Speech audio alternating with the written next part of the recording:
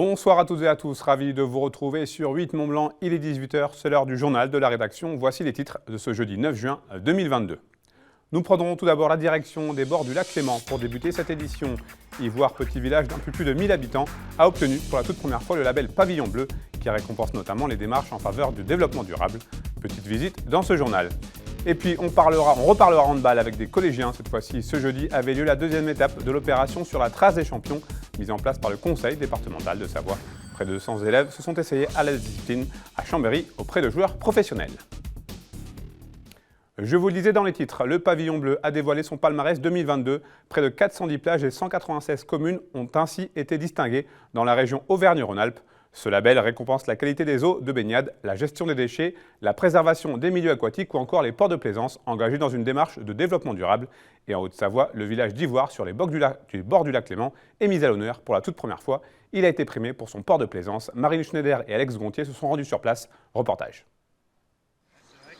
Jean-Louis est garde-port à Ivoire. Son job, c'est de surveiller les plaisanciers. Et ça commence d'abord par la propreté des cales. Les bateaux viennent se mettre ici à coupe là. Et on installe donc un tuyau jusqu'à leur tank. Chaque année, ce sont 15 000 litres d'eau usée que Jean-Louis évacue hors du lac Clément. Un premier pas vers le macaron bleu engagé il y a une dizaine d'années. Mais pour obtenir le précieux sésame, il manquait encore certains critères. On a dû installer du matériel de prévention, donc par exemple bouée couronne en cas d'homme à la mer. Des extincteurs aussi pour la lutte contre l'incendie au cas où. Autre nouveauté, la collecte de déchets. Plus d'excuses pour trier le plastique et le verre. On les évacue 2 fois par semaine. Le lundi et le jeudi, ils sont remontés dans des centres de tri. Et les déchets ménagers, idem. Ce label, Jean-Louis travaille depuis 3 ans avec la commune. Pour eux, c'est la reconnaissance de leur travail et un gage de qualité auprès des visiteurs. Ça va conforter la personne qui vient à Ivoire aussi bien sur le port que dans le village. Donc c'est un gros plus pour nous, on en est très fiers. C'est important parce qu'on a quand même plus d'1 million de touristes par an. Donc on fait tout pour bien les accueillir et puis on leur met des infrastructures qui seraient dignes pour eux. La commune a aussi besoin de bénévoles pour sensibiliser les plaisanciers à la cause animale. Et ce n'est pas ce petit caneton tout juste sorti de l'œuf qui vous dira le contraire. Les cas de maltraitance concernent chaque année près d'une centaine de personnes en Haute-Savoie. Et pour venir en aide aux victimes, l'association Alma 74 œuvre depuis maintenant 18 ans, grâce notamment à des permanences téléphoniques. Et force est de constater que le nombre d'appels est en augmentation ces derniers temps concernant la situation dans les EHPAD. Selon Alma 74, il s'agit là d'une conséquence directe de la parution du livre-choc Les Fossoyeurs, qui tire la sonnette d'alarme sur les cas de maltraitance dans les maisons de retraite. C'est un reportage signé Emmanuel Jaude. Depuis près de 20 ans, l'association Alma 74 reçoit, traite et tente de résoudre des situations de maltraitance en Haute-Savoie. Si le travail ne manque pas pour les 14 bénévoles qui aident toutes les personnes qui composent le 3977, la ligne nationale mise en place en 2008, la parution du livre Les Fossoyeurs de Victor Castanet a récemment permis de délier les langues au sein de plusieurs établissements hospitaliers pour personnes âgées dépendantes. On a été en progression au fil des années. Aujourd'hui, pour l'exercice par exemple 2021, on était à 70 situations. 70 situations dont on a eu la connaissance. Depuis le début de l'année, en fin de l'année, on a eu une montée en charge en fait, des appels liés certainement à la sortie de l'ouvrage en 2021. Et donc beaucoup plus d'appels venant des établissements. Alors que d'habitude, on avait à peu près 70% d'appels venant du domicile, 30% des EHPAD ou des institutions, pas simplement EHPAD, mais aussi établissements qui accueillent des personnes en situation de handicap. Donc, on avait ce pourcentage-là, et là, aujourd'hui, on est à égalité. Et pour assurer ce travail où l'anonymité est nécessaire pour raison de sécurité, la structure bénéficie de nombreux dons et subventions qui viennent d'ailleurs d'être renouvelés par le conseil départemental pour qui la mission d'Alma 74 reste tout simplement nécessaire. C'est pas que faire remonter les informations, c'est aussi proposer des solutions, sans porter vraiment de jugement. On propose des solutions sans porter de jugement, parce que les personnes, comme on vient de le dire, qui sont maltraitantes, souvent, c'est pas parce qu'elles le veulent, c'est parce qu'elles subissent elles-mêmes aussi et qu'elles ne savent pas comment se sortir de la situation. Et c'est quelle solution on apporte. Donc il faut prévenir ça en formant un maximum de corps de métier. Reste aujourd'hui à poursuivre le difficile recrutement de nouveaux bénévoles afin de continuer la lutte contre la maltraitance sur notre territoire. Ce mercredi, dans le journal, nous vous parlions du très bon bilan du Chambéry Savoie-Mont-Blanc handball, 5e de division 1. Eh bien, ce jeudi avait lieu la deuxième étape de l'opération sur les traces des champions, organisée par le département de la Savoie. Après la plime et le bobsleigh en mars, place donc au handball pour ces collégiens de Savoie. Ils étaient donc près de 200 aujourd'hui à la Groupama Academy de Chambéry pour s'essayer à la discipline, en compagnie de certains joueurs professionnels. Manon Toiti était aussi de la partie reportage. Balle en main et sourire aux lèvres, 200 collégiens savoyards ont pu tester le handball. Ils sont très attentifs aux conseils que les professionnels de la team Chambé leur donnent. Et après tous ces efforts, chaque élève a son atelier préféré. J'ai préféré les tirs dans les cages. Pourquoi ? Car c'est bien et tout, et tu dois viser les côtés. C'était les fauteuils roulants. C'était bien et la sensation c'était bien. Et au moins on se met à la place de ceux qui sont handicapés. J'ai préféré marquer des buts parce que c'est mieux. Après, on peut célébrer. Tir, match ou encore hand-fauteuil, ils s'essayent aux différentes pratiques de ce sport. Les enfants apprennent à jouer ensemble, à partager les valeurs du hand, et c'est au final le plus important pour cet entraîneur grenoblois. Des événements comme ça fait découvrir notre discipline, et pas que du handball classique, avec toutes les formes de handball du coup, ce qui peut être hand à 4, hand fauteuil et à travers les petits exercices de tir et tout ça. Donc c'est ce qui touche un peu les enfants et c'est ce qui peut les sensibiliser du coup à faire du handball ou juste découvrir le handball. Donc ça peut être intéressant. L'événement sur les traces des champions se décline en 6 épisodes jusqu'aux Jeux Olympiques de 2024. Chaque étape a son parrain et pour le handball, c'est un double champion olympique. De quoi faire rêver les enfants et leur donner envie de se mettre au sport. Il n'y a que des choses positives dans le sport amateur et c'est cette philosophie de vie qu'on a envie de leur faire partager. Tout ça, ça vient grâce au plaisir qu'on prend. Le plaisir, c'est un carburant qui est extraordinaire et quand tout le monde prend du plaisir, on a envie de bouger plus, on a envie de partager plus, on a envie de donner plus et on finit toujours par plus recevoir. 2 journées sont consacrées à la découverte de cette discipline. Et qui sait, peut-être que cet événement fera naître quelques vocations. On termine ce journal avec mon invité du soir et nous allons parler des compagnons du Tour de France avec vous, Jean-Luc Mathieu. Bonsoir. Bonsoir. Vous êtes le directeur du centre de Sénaux. Oui. Merci d'être là avec nous, merci d'avoir accepté notre invitation.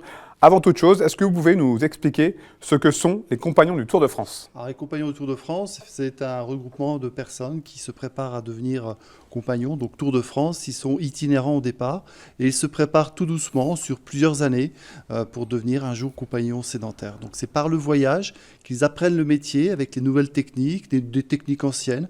Et donc ils passent par des mouvements qui sont plutôt anciens et ils se transmettent les uns aux autres les connaissances et compétences. Ce sont essentiellement des métiers manuels ? Beaucoup de métiers manuels. Alors nous, sur Sénaux, on est sur les métiers du bâtiment.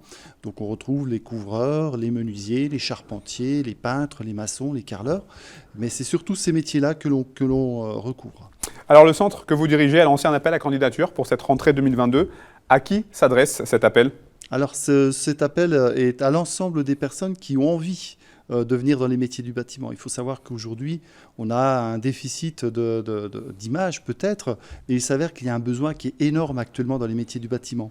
Donc on a des métiers qui aujourd'hui ont plutôt le vent en poupe, les métiers du bois, donc comme les menuisiers, comme les charpentiers, etc., où là on accueille énormément de candidats. Alors quand je parle de candidats, ce sont des jeunes qui viennent en apprentissage, donc à partir de 16 ans, 17 ans, mais ça peut être de la reconversion d'emploi, etc., donc même des demandeurs d'emploi. Et on a d'autres métiers où on aimerait effectivement enrichir avec des candidats, les métiers de la maçonnerie, les métiers des carreleurs, les métiers de peintres ou même les couvreurs qui aujourd'hui sont un peu les parents pauvres suite effectivement à des déficits d'image. Alors je parle surtout pour les maçons et pour les peintres. Elles se déroulent comment ces phases de recrutement ?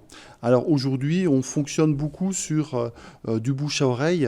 Il y a la réputation des compagnons et actuellement on est en train de mettre une forme de e-réputation. La réputation, elle, va très très bien fonctionner vis-à-vis de nos parents, de nos grands-parents, etc. Mais on se prépare aux nouvelles générations qui vont arriver, qui eux sont plutôt branchés sur sur les réseaux sociaux, etc. Est-ce qu'il y a des métiers où la demande est plus forte que d'autres? Certainement, j'imagine. Alors oui, il y a des métiers, comme je le disais tout à l'heure, les métiers du bois, menuisier, c'est en pleine explosion. Les métiers effectivement de charpentier, il y a une vraie demande. Alors après, c'est vrai que je dirais que sur le bassin annecyen et on va dire même sur la Haute-Savoie, voire la Savoie, vu qu'on couvre les deux départements, la demande est énorme. On ne trouve pas assez de monde et je dirais même qu'aujourd'hui, notre difficulté, c'est que notre centre commence à être un peu petit sur ces métiers-là. Pour que l'on comprenne bien, dites-nous très concrètement comment se passe le cursus au sein des Compagnons du Tour de France. Alors le cursus au sein des Compagnons du Tour de France, je fais faire très très court parce que je pourrais en parler très longtemps. Mais les compagnons, eux, passent par une phase effectivement de jeunes qui vont avoir un premier diplôme, c'est-à-dire un CAP. Et après, on va valider effectivement le parcours du jeune, voir ses motivations. Car il faut savoir qu'il y a le jeune va être obligé de partir de sa ville, de se séparer de sa famille quelque part et de retrouver une nouvelle famille. Et il va tourner effectivement d'une ville à une autre et ils vont avoir plusieurs examens qui vont être validés par des compagnons et au bout de 5-6 ans, eh bien, ils auront fait leur tour de France et vont se sédentariser dans une ville un peu partout en France, voire même en Europe, voire à l'étranger, pour exercer leur métier. Est-ce qu'ils ont une garantie plus ou moins grande de trouver un emploi stable après cette formation? Alors je dirais qu'il n'y a aujourd'hui pas assez de compagnons. Qu'aujourd'hui, le compagnon, je ne connais pas de compagnon au chômage. Ils ont tous du travail et même aujourd'hui, ils ont un succès fou dans les pays étrangers. On sait qu'avec la crise, de nombreux corps de métier sont en cruel manque de main-d'œuvre. Est-ce qu'à partir de là, vous avez le sentiment qu'une institution comme la vôtre, elle a encore plus d'importance? Je pense que cette institution apporte l'image et permet justement aux familles de nous rencontrer et de trouver la motivation, alors jeunes et adultes, de venir dans nos métiers. Même si on parle effectivement de métiers en grande difficulté comme les maçons, il faut savoir qu'actuellement on est sur du recrutement. Alors on a eu des difficultés pendant 2 ans avec le Covid pour le recrutement, etc. Cette année, on a les métiers de maçonnerie qui, eux, commencent à décoller sérieusement. Et ça, c'est très positif. Ça montre que l'image commence effectivement à revenir dans nos emplois. Les jeunes ou moins jeunes qui viennent vous voir, qu'est-ce qu'ils viennent chercher justement? Alors déjà, ils viennent chercher quelque part la maîtrise d'un métier et être accompagnés par des formateurs. Alors il faut savoir qu'aujourd'hui, nos formateurs, il y a des formateurs compagnons, il y a des formateurs qui sont des profanes, comme on dit dans le jargon compagnonique, et il s'avère qu'aujourd'hui, ils viennent chercher une forme d'excellence. Et nous, ce que l'on apporte, effectivement, c'est le geste, bien entendu, mais c'est l'autonomie et c'est le partage de compétences, que ce soit effectivement avec les formateurs, que ce soit avec des supports numériques, papier ou comme on veut, mais aussi entre eux. C'est-à-dire que le travail, on va se retrouver sur une mixité de jeunes. Certains vont préparer des CAP, certains, ça va être des demandeurs d'emploi, d'autres des BP. Et avec cette mixité, ils vont travailler entre eux, comme s'ils étaient compagnons. Je le disais en début d'interview, vous dirigez donc le centre de Sénaux. Quelle est son importance? Qu'est-ce qu'il représente par rapport aux autres centres? Alors, je dirais qu'aujourd'hui, le centre de Sénaux est comme les autres centres qui peuvent former dans les métiers du bâtiment. Il n'y a pas forcément de différence ou de concurrence. Notre objectif est de pouvoir assurer de la main-d'œuvre pour les entreprises qui en ont besoin. Et donc, du coup, ça, c'est le premier objectif. Après, effectivement, il y a cette option compagnonique qui permettra effectivement à chacune des personnes, jeunes ou moins jeunes, de partir sur le Tour de France. Il faut savoir qu'aujourd'hui, beaucoup de jeunes ou moins jeunes sont en reconversion et on a des jeunes qui sont en master, qui sont ingénieurs et qui ne donnaient pas de sens parce que derrière, ils ne voyaient pas réellement ce qu'ils avaient réalisé. Et de ce fait-là, eh bien, ils repartent à zéro sur des métiers du bâtiment et vont faire leur Tour de France sur quelques années. Merci beaucoup, je vous en prie. Jean-Luc Mathieu, pour ces éclaircissements. Très bonne continuation. Merci beaucoup. À vous. C'est la fin de cette édition. Merci à vous pour votre fidélité à l'information sur 8 Mont-Blanc. Merci à toute l'équipe pour son aide. Tout de suite, vous le savez, la météo présentée par Thierry Paulme. Place ensuite à une rediffusion d'un épisode de Panorama consacré au club des planeurs de Challes-les-Eaux avec Victoria Lopez. Passez une très belle soirée. Prenez soin de vous et de vos proches. Ce vendredi, vous retrouverez une édition tout en images du journal de la rédaction de 8 Mont-Blanc.